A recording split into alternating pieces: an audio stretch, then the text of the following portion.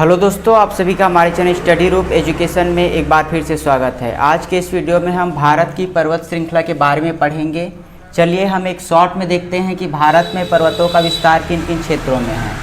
सबसे पहले हम देखते हैं कि भारत में जो हिमालय पर्वत श्रृंखला है वह भारत के उत्तर दिशा में स्थित है। इसका विस्तार जम्मू कश्मीर से लेकर अरुणाचल प्रदेश तक है।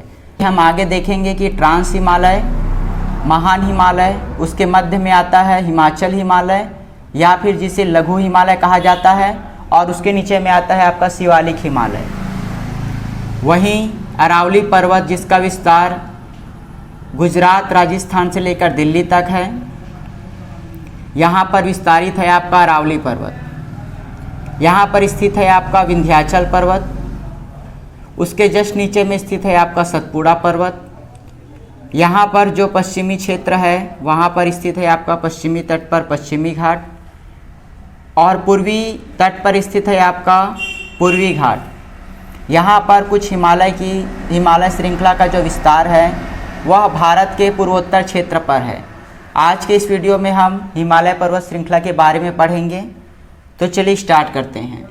हिमालय पर्वत श्रृंखला के बाद हम अरावली पर्वत, विंध्याचल पर्वत, सतपुड़ा पर्वत, इन सभी के बारे में पढ़ेंगे। सबसे पहले हम हिमालय का विस्तार देखते हैं। हिमालय का विस्तार जम्मू कश्मीर से लेकर अरुणाचल प्रदेश तक है। इसे मूलतः 4 भागों में बांटा गया है। पहला होता है आपका ट्रांस हिमालय, दूसरा होता है आपका महान हिमालय, तीसरा होता है आपका मध्य हिमालय या फिर इसे लघु हिमालय कहा जाता है, और चौथा होता है आपका शिवालिक हिमालय। इसके कुछ अन्य नाम हैं। महान हिमालय को केंद्रीय हिमालय कहा जाता है, जबकि लघु हिमालय को हिमाचल हिमालय या फिर मध्य हिमालय कहा जाता है, और शिवालिक हिमालय को बाह्य हिमालय कहा जाता है।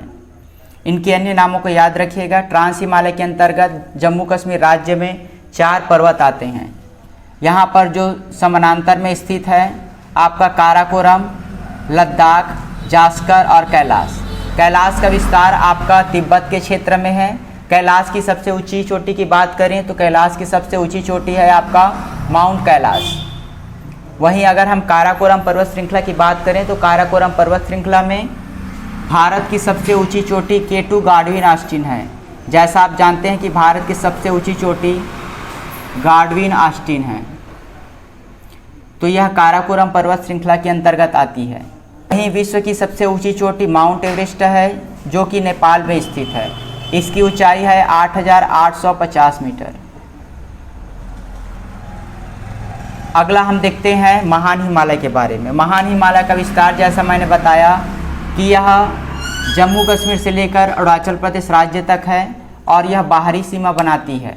यहाँ पर इसका विस्तार है यहाँ से लेकर यहाँ तक।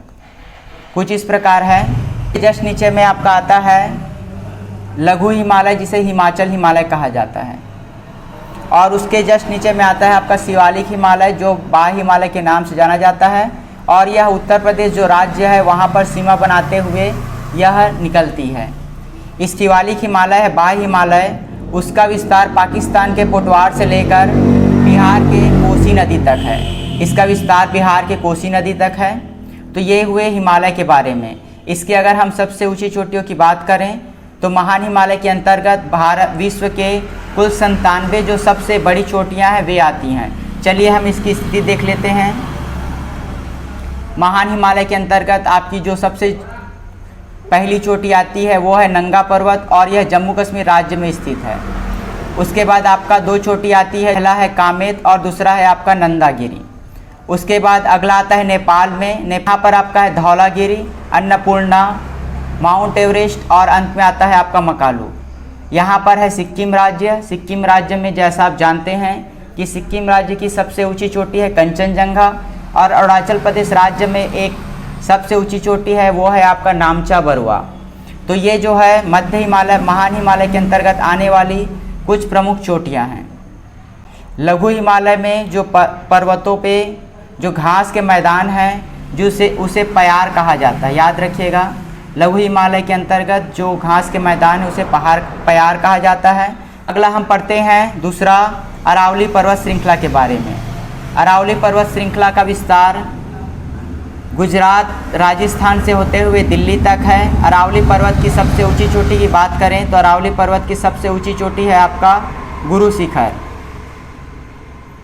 यहाँ से आपकी दो नदियाँ प्रमुख नदी निकलती है। पहली नदी है लूनी नदी जो कि कच्छ के रण में लुप्त हो जाती है, और वहीं दूसरी नदी निकलती है साबरमती नदी जो कि खंभात के खाड़ी में गिरती है। गुरु शिखर की अगर आप ऊंचाई की बात करें तो इसकी ऊंचाई है आपका 1722 मीटर। इसकी सबसे ऊंची चोटी है गुरु शिखर, और यहाँ पर एक पर्यटन स्थल है जिसे कहा जाता है आपका माउंट आबू। माउंट आबू एक पर्यटन स्थल है जो कि जैन धर्म के जो भी अनुयायी हैं उनका एक दर्शनीय स्थल है। अगला हम पढ़ते हैं विंध्याचल पर्वत के बारे में। विंध्याचल पर्वत का विस्तार यहाँ पर आप देख सकते हैं। इसका विस्तार समानांतर में फैली हुई है और इसे भारत का जल विभाजक भी कहा जाता है। विंध्याचल पर्वत को अलग अलग राज्यों में अलग अलग नामों से जाना जाता है। राजस्थान में इसे बाड़मेर, मध्य प्रदेश में इसे कैमूर और बिहार में इसे पारसनाथ के नाम से जाना जाता है।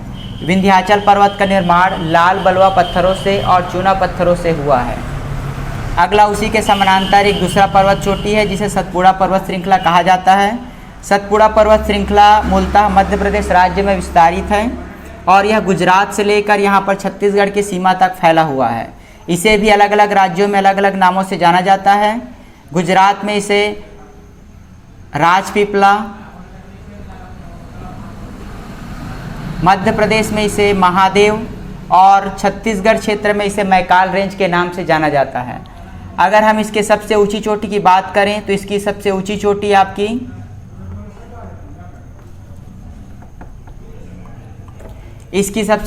मध्य प्रदेश में है धूपगढ़ की चोटी। अमरकंटक की पहाड़ी है जो कि छत्तीसगढ़ और मध्य प्रदेश की सीमा पर स्थित है, और इसकी जो अमरकंटक है वह हिंदुओं का पवित्र तीर्थ स्थल है। अमरकंटक से दो मूल नदी निकलती है। पहली नदी है सोन नदी जो कि पूर्व की ओर प्रवाहित होती है, वहीं दूसरी नदी निकलती है नर्मदा नदी जो है पश्चिमी घाट के बारे में। पश्चिमी इसका विस्तार गुजरात से लेकर आपका तमिलनाडु कन्याकुमारी तक है। इसमें कुछ प्रमुख चोटियां हैं, जैसे पहली चोटी है आपका महाबलेश्वर। महाबलेश्वर के बाद आपकी दूसरी चोटी है कालसुबाई, कुंद्रेनमुख, ये सभी कर्नाटक में स्थित हैं। वहीं यह पश्चिमी तट पर स्थित है और इसका जो पूर्वी क्षेत्र है वह वृष्टि छाया का निर्माण करता है। वृष्टि छाया मतलब जो भी मानसूनी हवाएं इस क्षेत्र से आती है वो उसके आंतरिक क्षेत्र पर अत्यधिक वर्षा कराती है, लेकिन इसका जो दूसरा भाग होता है इस पर्वत के कारण मानसूनी हवाएं पार नहीं हो पाती और ये जो क्षेत्र है वहाँ पर वर्षा नहीं हो पाती। यहाँ पर जो क्षेत्र है अत्यधिक वर्षा होने के कारण यहाँ पर सदाबहार वन पाए जाते हैं और यहाँ पर आपका लगभग 200 सेंटीमीटर या उससे भी अधिक वर्षा वाला क्षेत्र है। इसके बाद अगला है आपका पूर्वी घाट। अगर हम पश्चिमी घाट की सबसे ऊंची पर्वत चोटी की बात करें तो पश्चिमी घाट की सबसे ऊंची पर्वत चोटी है अनाईमुदी जो कि दक्षिण भारत की सबसे ऊंची चोटी है। याद रखिएगा, दक्षिण भारत की सबसे ऊंची चोटी का नाम है अनाईमुदी जो कि पश्चिमी घाट के अंतर्गत आता है। यहाँ पर कुछ दर्रे भी हैं जैसे पाल घाट, सेनकेट्टा, ये सब यहाँ पर प्रमुख दर्रे हैं। अगला है आपकी घाट जो कि भारत के पूर्वी तटीय क्षेत्र पर विस्तारित है। पूर्वी घाट के अंतर्गत जो सबसे ऊंची चोटी है वह है विशाखापट्टनम चोटी। दूसरी सबसे ऊंची चोटी है आपका उड़ीसा में विस्तारित है महेंद्रगिरी की पहाड़ी। पूर्वी घाट और पश्चिमी घाट का जो मिलन स्थल है वहाँ पर है आपका नीलगिरी की पहाड़ी। तो ये हुआ भारत के पर्वत श्रृंखला के बारे में एक छोटा सा वीडियो। तो आज के लिए बस इतना ही, धन्यवाद।